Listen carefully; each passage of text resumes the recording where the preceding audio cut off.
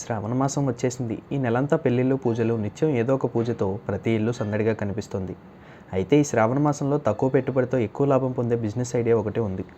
ఈ బిజినెస్ చేస్తే ఈ నెల తిరిగేలోపు మంచి ఆదాయాన్ని పొందవచ్చు. ఆ బిజినెస్ ఏంటో ఇప్పుడు తెలుసుకుందాం. తక్కువ పెట్టుబడితో ఎక్కువ లాభం పొందే వ్యాపారం గురించి ఆలోచిస్తున్నారా? అయితే ఈరోజు మీకు మంచి బిజినెస్ ఐడియాను పరిచయం చేస్తున్నా. ఈ వ్యాపారంలో మీరు చాలా తక్కువ పెట్టుబడి నెల తిరిగేలోపు మంచి ఆదాయాన్ని సంపాదించవచ్చు. అదే శ్రావణ మాసంలో పూల వ్యాపారం గురించి ఇప్పుడు మనం తెలుసుకుందాం. శ్రావణ మాసంలో ప్రతి ఇంట్లోనూ పూజలు జరుగుతుంటాయి. ఈ మాసంలో పెళ్ళిళ్ళు, శుభకార్యాలు ఎక్కువగా జరుగుతుంటాయి. అయితే ఈ మాసం మొత్తం పువ్వులు, పండ్లకు మంచి గిరాకీ ఉంటుంది. అయితే ఈ డిమాండ్ను మీరు బిజినెస్గా మలుచుకుంటే మంచి ఆదాయం పొందవచ్చు. ముందుగా మీరేం చేయాలంటే శ్రావణ మాసంలో ఎక్కువగా చామంతి పువ్వులు, బంతి పువ్వులు, గులాబీ వంటివి అమ్ముడుపోతుంటాయి. ఈ పువ్వులను క్వింటాల్లో చొప్పున విక్రయిస్తుంటారు. మీరు గుడి మల్కాపూర్ పువ్వులు మార్కెట్ కానీ నగరం చుట్టూ పక్కల పువ్వుల తోటలు ఉంటాయి. అక్కడికి వెళ్ళి పువ్వులను తక్కువ ధరకు కొనుగోలు చేసుకోవచ్చు. ఆ పువ్వులను మీ ఏరియాకు తీసుకువచ్చి అమ్మినట్లయితే మంచి లాభం ఉంటుంది.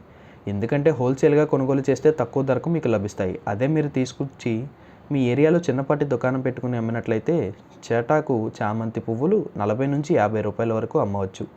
మరీ ఎక్కువగా డిమాండ్ ఉంటే 80 రూపాయల వరకు అమ్ముకోవచ్చు.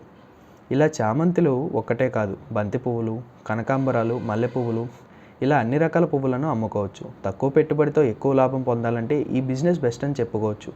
ఇందులో నష్టాలు ఉండవు, లాభాలే ఉంటాయి.